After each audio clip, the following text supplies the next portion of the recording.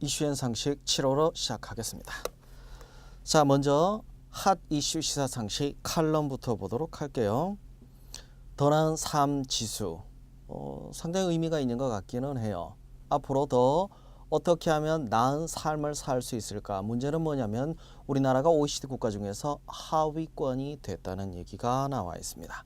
이제 무엇이 필요한가에 대한 기준을 얘기하고 있죠.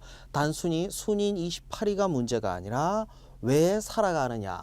과거에 우리는 생존을 위해서 살아갔습니다. 6.25를 경험하고 어떻게 하면 살아남을 것인가. 그래서 힘들어도 참았었죠. 하지만 이제 삶의 기준이 바뀌었죠. 바로 행복입니다. 지금 취업을 준비하는 분들에게 생존을 위해서 평생 살아갈 것인가. 당장은 착각을 해요. 나는 살아남기 위해서 취업을 한다. 근데 참 재밌는 게 취업을 한 사람들 중에 상당수가 취업 후 1년 이내에 그만둡니다. 왜 그럴까요? 생존을 위한 게 아니라 행복을 위해서 살아가려고 하는데 이 직업이, 이 일자리가 거기에 충분하지 않기 때문이라고 볼 수 있겠죠. 자, 지금 우리가 직면하고 있는 여러 가지 문제 중에서 행복의 삶의 질에 방해되는 중요한 것들, 그런 것들이 몇 가지가 나와 있습니다. 바로 대기오염이라든지 또는 노동개혁과 관련된 얘기들도 있죠. 과연 우리는 어떻게 살아가야 될 것인가? 이전에는 힘들어도 참아. 지금은 어떻습니까? 어떻게 해야 더 행복해질까? 단순히 생존만을 위해서 살아간다고 하기에는 시대가 너무 변해버린 것 같습니다. 이 생존을 위한 기준이 부모님 세대였다면 자녀 세대는 행복을 위해서, 이러다 보니까 가족 내에서도 갈등이 좀 큽니다. 취업을 위해서 더 나은 일자리를 준비하려고 바로 취업하지 않는, 그럼 이제 부모님들이 그런 얘기를 하죠. 너 왜 취업 못하고 있니? 그럼 또 자식들은 왜 이해 못하냐? 부모님들은 취업을 할 수 있는데 왜 안 하냐? 세대 갈등까지 이어지고 있는 문제라고 볼 수 있겠네요. 삶의 가치가 변화하고 있는 또 다른 현상들이 나타나고 있습니다. 스위스에서 월 300만 원 기본소득을 도입을 하려고 했는데 불발됐습니다. 그럼 끝난 거냐? 아니요. 왜 도입을 추진했느냐? 이게 중요하지 않을까 싶네요. 자, 이 문제하고 비슷해요. 내가 열심히 일하려고 하는 건 나의 발전을 위한 걸까요? 생존을 위한 걸까요? 생존을 위한 게 아니라 나의 발전, 행복을 위한 거라고 하지만 만일에 예술가라고 합시다. 예술가가 돈 벌 수 있는 방법은 뭘까요? 없어요. 디자이너는 돈은 벌 수 있겠죠. 하지만 예술가는 가르치는 일을 하지 않은 이상 이걸 가지고 먹고 산다는 건 사실은 거의 불가능하다고 볼 수 있겠죠. 왜냐하면 화가는 그림이 팔려야 먹고 살 수 있어요. 근데 안 팔리면 어떻게 될까요? 생존 자체가 문제가 있죠. 그래서 우리나라의 예술가들 거의 대부분이 저소득층으로 분류가 됩니다. 그럼 이 사람들은 생존을 위해서 살아갈 수밖에 없는 이런 환경에 처해지게 되겠죠. 그럼 기본적인 삶은 보장해주자. 이건 기본적으로 보장해주고 행복을 추구할 수 있게 자기의 가치관을 직업을 통해서 실현할 수 있게 하기 위해서 뭡니까? 소득 불균형 해결도 필요하겠죠. 그래서 도입된 제도였습니다. 물론 반발이 컸기 때문에 도입은 되지 못했어요. 하지만 이 논의에 대해서는 조금 더 고민해 봐야 되지 않을까요? 내가 열심히 일했기 때문에 그 대가를 받는 거다. 그런데 향후에 기계가 인간을 대체하면서 어떻게 됩니까? 이제는 인공지능, 로봇이 인간을 대체해버리게 됩니다. 앞으로 인간을 필요로 하는 일자리가 없어요. 이럴 때도 기본급이라는 게 의미 없다. 무조건 노력한 만큼의 대가를 받아야 된다. 이 얘기를 할 수 있을까요? 이게 유토피아적인 공상일 수도 있습니다. 하지만 우리의 미래는 이전과 다르다는 걸 잊어서는 안 될 것 같습니다. 내용 이어가도록 할게요. 탑 이슈 첫 번째, 방금 논의했던 내용과 연결되는 부분이기도 합니다. 정말 생존을 위해서 살아가야 될 것인가? 행복을 추구하기 위해서 살아가야 될 것인가? 행복을 추구하기 위해서 살아가는 거로 방향이 바뀌었음에도 불구하고 그러지 못하고 있는 현실입니다. 바로 청년 실업 문제죠. 실업자가 거의 없는 상태라고 하면 행복을 추구할 수 있겠지만 지금 현재 상황에선 그럴 수 없습니다. 자, 구의역의 19살 청년은 왜 그렇게 위험하고 힘든데도 불구하고 그런 일을 할 수밖에 없었을까요? 정규직이 될 수 있다는 희망 때문이었습니다. 메트로의 정규직이 되기 위해서 메트로 하청업체에서 비정규직으로 그 월급 받으면서 그 힘든 일을, 위험한 일을 할 수밖에 없었죠. 저도 이제 학생들을 가르치면서 좀 냉정한 얘기를 해요. 지금 힘들어도 참아라. 왜 참으라고 얘기를 합니까? 그래야 안정적인 좋은 일자리를 얻을 수 있다. 그 안정적인 좋은 일자리에 비정규직은 아닌 것 같습니다. 실험 중에 손가락이 잘렸음에도 불구하고 산재 처리를 받지 못하는 건 이것 때문이죠. 학생연구직이라고 해서 대학원이나 이런 데서 일하고 있는 사람들 중에는 정식 연구원이 아닌 사람들이 많습니다. 비정규직이에요. 문제는 뭐냐면 이 일자리가 과연 행복을 추구할 수 있는 일자리냐. 기업은 행복할 수 있겠죠. 저가의 노동력이니까. 하지만 실제 하는 일은 연구직하고 큰 차이 없습니다. 비정규직이 하는 일들요, 정규직하고 큰 차이는 없어요. 하지만 임금은 턱없이 낮고 안정성은 없죠. 양질의 일자리 어렵습니다. 얼마만큼 어려우냐? 통계 자료에 의하면요, 4분의 1, 대학교 졸업생의 4분의 1만이 정규직, 그것도 안정적인 정규직, 뭐 대기업이라든지 공무원이라든지 공기업이라든지 중소기업이나 중견기업의 정규직의 경우에는 아무래도 임금이 좀 약하다 보니까 우리가 생각하는 그런 양질의 일자리라고 하기는 좀 어렵지 않나 싶네요. 그러다 보니까 제대로 된 일자리를 찾기 위해서, 그리고 일자리가 없기 때문에 이런저런 이유로 실업 상태에 빠지는 사람들이 생각보다 꽤 많습니다. 공식적인 실업률하고 체감 실업률, 우리 간단하게 생각해 봅시다. 우리 주변에서 취업 준비하고 있는 여러분 주변은 더 심하겠죠. 일자리가 없고 취업을 준비하고 일자리를 찾고 있는 사람들 10명 중에 1명 정도밖에 없다고 생각합니까? 생각보다 꽤 많을 거예요. 체감 실업률의 경우에는 24.1%, 그러니까 4명 중에 1명은 실제로는 실업자라고 볼 수밖에 없죠. 가끔 아르바이트예요. 제가 아는 학생 중 한 친구도 일주일에 이틀 아르바이트 합니다. 이 친구를 취업자로 볼 수는 없겠죠. 그러다 보니까 평생 안정적으로 살고 싶다. 공무원을 준비하는 공시족이 원래 40만 명에 육박한다고 합니다. 공무원 월급 뻔한데도 불구하고 왜 그럴까요? 재밌는 게 공무원 시험에서 합격하고 나면요, 바로 은행에서 저리 융자를 해준다고 해요. 왜 그러냐고요? 가장 안정적인 기업에 취업을 했으니까. 오히려 대기업보다 더 망할 위험성이 없으니까요. 그리고 본인이 잘못하지 않은 이상 실적 때문에 해고되는 경우도 거의 없습니다. 그러다 보니까 아무리 대기업 임금이 높다 하더라도 공기업의 안정성을 따라가지 못해서, 그래서 또 지원하는 사람들이 많죠. 대기업 정규직, 공무원, 공기업. 이런 일자리가 우리가 생각하는 양질의 일자리가 아닌가 싶네요. 자, 시사점입니다. 정부 정책의 한계라고 해야 될까요? 자, 실업이 증가했을 때 가장 확실한 대책은 뭡니까? 일자리 창출이라고 봐야겠죠. 그런데 실업인 이유하고 일자리 창출하고 연결되는 게 필요하겠죠. 어떤 일자리, 양질의 일자리가 창출돼야 할 필요가 있습니다.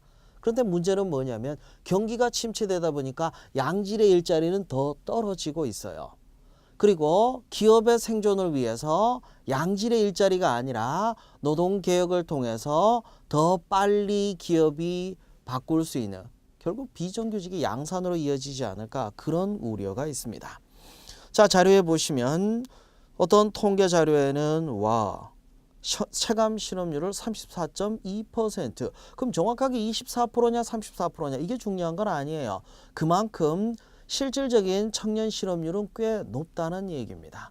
10명의 청년 중에서 일자리가 없는 사실상 실업 상태에 있는 사람이 3, 4명이라는 건 정말 심각한 문제라고 봐야겠죠. 그 어떤 문제보다 심각하다는 걸 느끼고 적극적으로 대응을 했을 때 이게 대책이 되지 않을까요? 보조적인 정책이 아니라 가장 중심이 되는 정책이 되어야 됩니다. 저도 일선에서 학생들을 가르치고 있다 보니까 그런 생각들이 좀 많이 듭니다. 청년에게, 젊은이에게 희망을 줘야 사회에 희망이 있고 가능성이 있겠죠. 좀 미안한 얘기인데 나이 든 사람들에게 희망을 주는 이런 사회는 필요 없는 것 같아요. 발전할 수 없습니다. 젊은이들에게 희망을 줄 수 있는 그런 정책들이 나왔으면 좋겠습니다. 자, 오른쪽 용어에는 대입병 사망연. 좀 미안한 얘기인데 제가 대학 다닐 때까지만 하더라도 4학년 졸업반 되기 전에 취업에 그렇게까지 신경을 쓰지는 않았던 것 같아요. 그런데 외환위기 이후부터는 조금씩 신경을 막 쓰긴 썼던 것 같아요. 그래서 윗대 선배들이 저주받은 세대라 이런 얘기를 했었는데 그런데 그 저주는 끝나지 않은 것 같습니다. 대학교 2학년 때부터 취업을 고민한다는 얘기, 스트레스를 받는다는 얘기는 사실상 입학하고 대학교 1학년 딱 1년 마음 편하게 보낼 수 있다는 얘기죠. 2학년 때부터 특히 3학년, 4학년이 되면 그 취업에 대한 스트레스가 엄청 심각해진다고 하죠. 여러분 주변에도 소화불량이라든지 피부가 안 좋아진다든지 밤에 잠이 안 오는다든지 이런 증상을 보이는 사람들이 꽤 있을 겁니다. 취업 스트레스 때문이죠. 건강한 생각, 이 건강한 생각이라는 건 앞으로 잘 될 수 있다는 긍정적인 생각입니다. 이 생각을 갖는데 중요한 게 뭔지 제가 간단한 팁 하나 드릴게요. 주변에서 부정적인 얘기를 하거나 여러분에게 스트레스 주는 사람을 피하셔야 될 겁니다. 그게 누굴까요? 어쩌면 가족일 수도 있습니다. 그냥 지나가는 말로 야, 남들은 취업 다 쉽게 하는데 넌 왜 그러니? 이런 말 있죠. 걱정해서 하는 얘기야? 아니요. 걱정해서일 수는 있어도 사실상 여러분들의 취업을 방해하는 표현입니다. 이런 표현들로 인해서 여러분의 마음이 어두워지면 표정이 어두워질 거예요. 표정이 어두워지게 되면 그것 때문에 취업이 안 될 겁니다. 혹시나 주변에서 부정적인 예언을 하는 사람이 있다면 절대 그냥 두시면 안 돼요. 반드시 응징하셔야 됩니다. 그리고 여러분은 힘들어요. 취업준비생들은 어디에서든지 위로를 받아야 될 겁니다. 우리 주변에서 우리를 위로해 줄 수 있는 게 뭐가 있을까요? 가족이어야 돼요. 근데 생각보다 가족에게 위로받는 경우들이 잘 없다고 하죠. 종교도 우리를 위로해 줄 수 있습니다. 근데 어떡하나? 난 종교가 없는데. 애완견 또는 반려견. 털 날리기 때문에 싫다. 이런 사람들도 있어요. 그래서 제가 최후의 수단으로 학생들에게 추천하는 게 있습니다. 인형입니다. 여러분 책상 머리맡에 인형을 하나 두고 여러분이 힘들 때 그 인형에게 얘기를 좀 하세요. 나 이렇게 힘들어 라고 얘기를 하면 많이 위로가 되실 거예요. 이렇게 위로하지 않으면 그 긴 취업 전쟁에서 살아남기는 꽤 힘들 겁니다. 여러분의 표정을 밝게 할 수 있다면 종교가 됐던 가족이 됐던 인형이 됐던 강아지가 됐던 뭐든 좋아요. 그들에게 얘기를 하고 위로를 꼭 받도록 하세요. 그래야 됩니다. 자, 사진에 나와 있는 친구 보면 참 딱해 보이죠. 남의 일이 아닌 것 같네요. 그런 내용들 정리해 봤습니다. 자, 탑 이슈 두 번째 미세먼지입니다. 미세먼지의 크기를 좀 보면 자, 우리 자료에도 나와 있기는 한데 직경 10 마이크로미터 이하라고 얘기를 했죠. PM10일 수도 있고 PM2.5일 수도 있고 PM10인 일반적인 미세먼지 그리고 PM2.5인 초미세먼지. 문제는 뭐냐면 머리카락보다 훨씬 작다는 데 있죠. 이게 어디까지 갈까요? 폐에만 영향을 끼칠까요? 호흡기뿐만 아니라 혈관까지 타고 들어간다고 하죠. 그만큼 심각한 문제를 발생시킬 수 있습니다. 자, 일단 원인부터 생각을 좀 해보도록 합시다. 중국발 스모그가 문제가 된다. 그러면 중국에게 뭔가 요구를 해야겠죠. 중국 내에서도 지금 미세먼지 때문에 심각합니다. 우리만 그런 건 아니에요. 발생된 중국은 더 심하다고 하죠. 근데 문제는 뭐냐면 국내 미세먼지도 심각한 영향을 끼친다는 거죠. 근본적으로 여기에 대한 대책을 내놔야 되는데 문제점으로 이런 위험한 질환이 발생할 가능성이 있다. 호흡기뿐만 아니라 기타 그 이외에도 혈관 질환까지 영향을 끼칠 수 있는, 우리 혈관이 있으면 미세먼지가 워낙 크기가 작다 보니까 혈관 타고도 가요. 그래서 고혈압의 문제까지 있을 수도 있다고 하죠.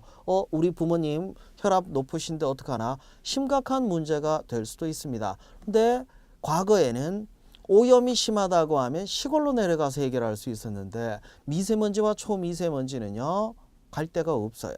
우리나라에서는 거의 없다고 보셔야 됩니다. 자, 그 원인에 대해서 세부적으로 좀 보면 경유 자동차 그리고 경유 차량들, 이 문제가 된다고 하죠. 지금까지는 경유차에 대해서 친환경이라고 생각하고 오히려 혜택을 줘버렸었는데 이젠 그게 아닌 게 명확하게 드러나다 보니까 이걸 어떻게 줄일 것인가, 구체적인 경유 차량에 대한 대책들을 이제 논의는 하고 있어요. 아직 명확하게 나오지는 않았습니다. 자, 그러면 당장 해결책은 없어요. 그럼 우리가 가정에서 이 미세먼지 피해를 줄이기 위해서 뭘 해야 되나? 19페이지에 그 내용들이 나와 있습니다. 바깥에서 들어오기는 하지만 그렇다고 문을 걸어 잠궈 놓으면 오히려 미세먼지의 농도가 높아진다고 하죠. 그래서 밖에 미세먼지가 없을 때는 순환을 하고 미세먼지가 많을 때는 문을 닫고, 결국에 미세먼지 주의보나 경보에 신경을 많이 쓰는 수밖에 없습니다. 당연히 집안에 공기정화기를 두는 것도 필요하죠. 원래는 공기정화기가 참 많이 팔렸을 거예요. 그리고 꼭 유념하셔야 됩니다. 공기정화기 한번 설치하고 끝나는 게 아니라 필터를 주기적으로 교환하고 그리고 필터 청소를 자주 해줘야 됩니다. 물청소도 꽤 필요하다고 해요. 진공청소기만으로는 안 된다고 하니까요. 그리고 물을 많이 마시는, 마스크 쓰고 다니면 되지 않냐? 하루 종일 쓰고 다닐 수도 없잖아요. 뭐 이러다 보면 이 인공호흡기 같은 이런 걸 착용하고 다녀야 되지 않을까, 그런 생각도 드네요. 미세먼지 심각하게 생각하셔야 될 것 같습니다. 자, 내용 넘어가서 소설가 한강의 맨 부커상 수상에 대한 얘기입니다.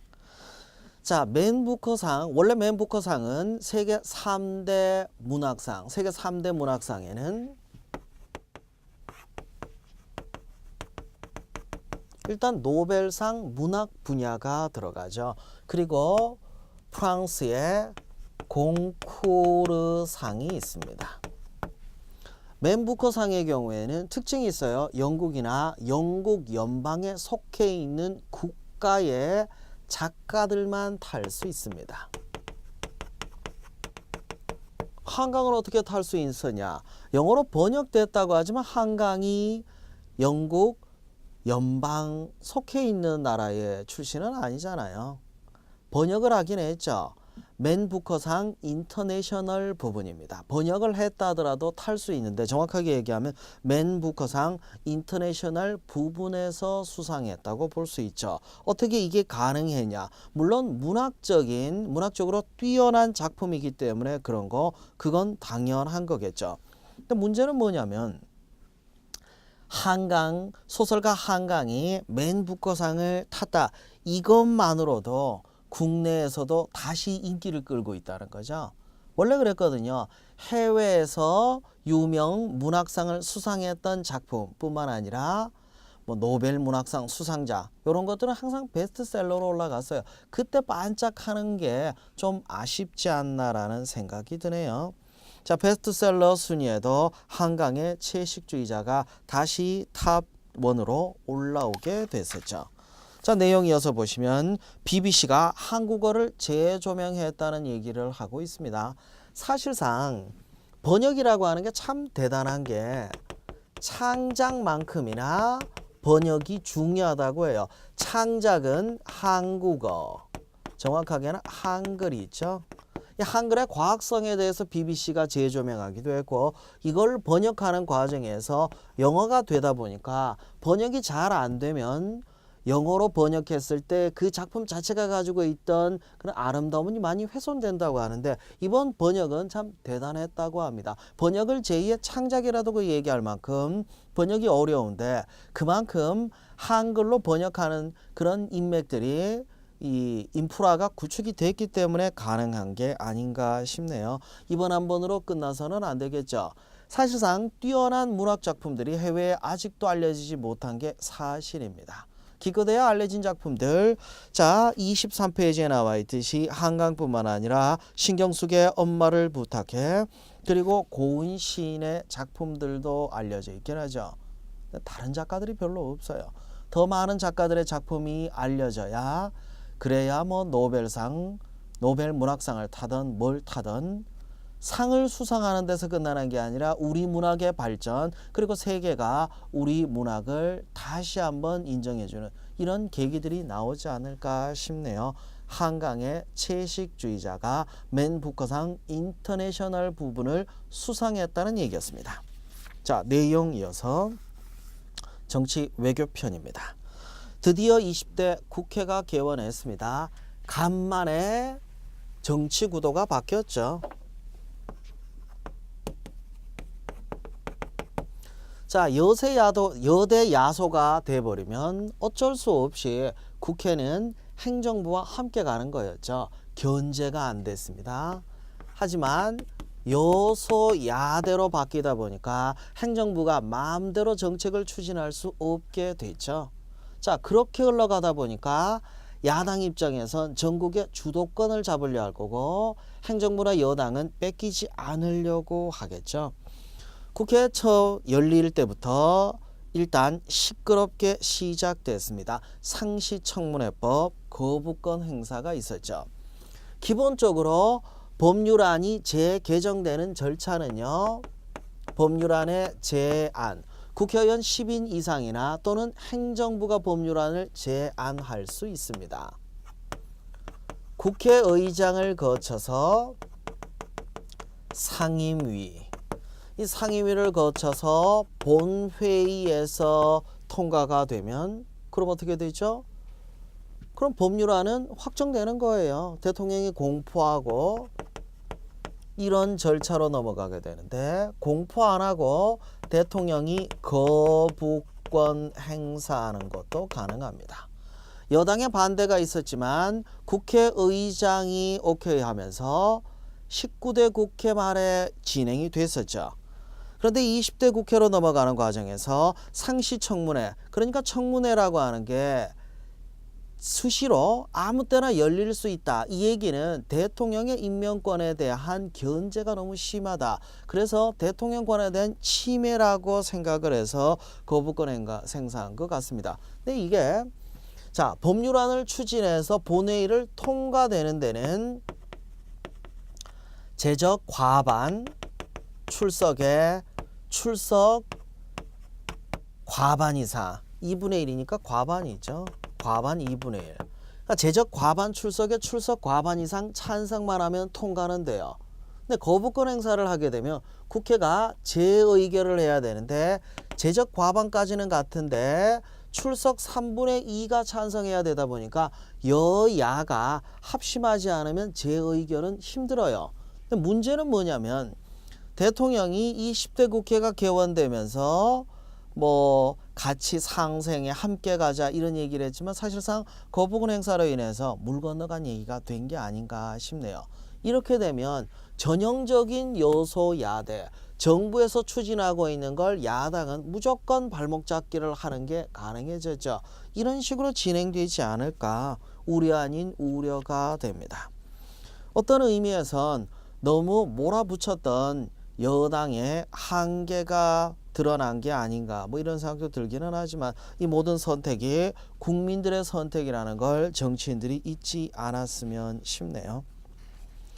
뭐 법률안도 그렇고 잘 되려면 사실상 여야가 어느 정도 합의를 보지 않으면 힘들다고 봐야겠네요. 내용 이어가도록 합시다. 자, 청와대는 어떤 기관인가? 요거 좀 유념하셔야 되는 게, 우리 정치 제도를 보면요, 청와대는 사실상 대통령에 대한 보좌를 하는 역할 이상은 아닙니다. 자, 그러면 청와대가 어떤 결정을 하고 정책을 추진하는 게 맞냐? 그게 조금 모호해요. 왜 그러냐면 우리나라는 대통령제 국가입니다. 하지만 입법권은 행정부가 아니라 입법부에 있다 보니까 청와대가 마음대로 결정할 수 있는 문제는 아니에요. 그리고 대통령 직속 기관인 청와대가 총리나 내각 위에 있는 기관도 아니거든요. 그래서 위치가 조금 애매하긴 한데 대통령 직속 기관으로 청와대를 두고 대통령이 국무총리를 통해서 각 부처, 뭐 여러 부처들이 있겠죠. 이 부처들이 여기가 행정부예요, 사실상. 여기서 정책을 결정하고 추진을 해야 됩니다. 이게 입법부를 통해서 법이 통과됐을 때 그러면 청와대는 내각을 대신하는 기관이 아니요, 대통령 보좌 기관이에요. 근데도 불구하고 실질적으로는 청와대가 많은 역할을 하고 있는 게 사실입니다. 수석 교체하는 게 단순히 대통령 청와대 참모진 개편에서 끝나는 게 아니라 권력의 향방과도 연관이 됐던 것 같아요. 이번에 3명 교체됐는데 그렇게 뭐 반응이 좋은지 아닌지는 모르겠습니다. 친박 체제를 강화하기 위한 거다, 뭐 이런 얘기들도 있기는 한데 과연 여소야대 상황을 제대로 헤쳐나갈 수 있는 그런 인물인지 그건 좀 지켜봐야 될 것 같습니다. 차기 대선 주자 얘기입니다. 이번 총선을 통해서 여소야대로 가다 보니까 여당 쪽의 차기 대권 주자들이 뭐 이런 말은 못한데 우죽순 떨어져 나가버렸죠. 일단 선거에서 참패를 한 상황에서 내가 기여했다 이 얘기하기는 어렵습니다. 하지만 야당의 경우에는 아직도 유력한 대선 후보들이 많았었죠. 이 판국에 아직 임기가 끝나지 않은 반기문 유엔 사무총장이 운운된다는 거, 이것도 좀 모호합니다. 원래 이 반기문 사무총장이 외교관으로서 활동할 때도 이런 표현을 썼어요. 뱀장어 외교라고. 외교라고 하는 게 어디든지 반대파를 만드는 것은 안 됩니다. 그래서 아주 적극적인 지지 세력은 아니라더라도 반대 세력을 만들지 않는 게 이게 훨씬 더 어렵고 중요하죠. 그래서 외교관일 때는 어디든 걸리는 게 별로 없었어요. 그래서 유엔 사무총장 후보로 올라갔을 때도 딱히 반대하는 나라가 없었었죠. 그래서 외교가에서는 이게 참 능력이라고 볼 수 있는데 국내 정치인으로서 과연 어떤 역할을 했는지 그건 좀 의문이 가는 것 같습니다. 그리고 유엔 법 규정이나 또는 관례적으로도 유엔 사무총장이었던 사람이 국내 정치로 복귀하는 경우도 좀 드물기는 합니다. 유력 후보군이 별로 없는 여당과 그리고 정치적인 행보를 이어가고 싶은 반기문 사무총장, 이 두 측의 이해관계가 맞물려서 나온 결과가 아닌가 싶네요. 한참 논란이 되면서 또 반기문 사무총장 측에서는 확대 해석하지 말아달라고 얘기를 하고 있지만 분위기가 그리 좋은 건 아닌 것 같습니다. 뭐 어찌됐든 유력한 후보군이라는 건 뭐 어쩔 수 없는 것 같네요. 내용 이어가도록 할게요. 헌법재판소가 국회 선진화법 권한쟁의를 각하했습니다. 국회의원의 표결 심의권을 침해했다고 해서 새누리당에서 권한쟁의 심판을 청구했었는데 이게 각하되죠. 표현이 좀 어려운 것 같은데 헌법재판소의 권한부터 얘기 좀 해보도록 할게요. 헌재 주요 권한은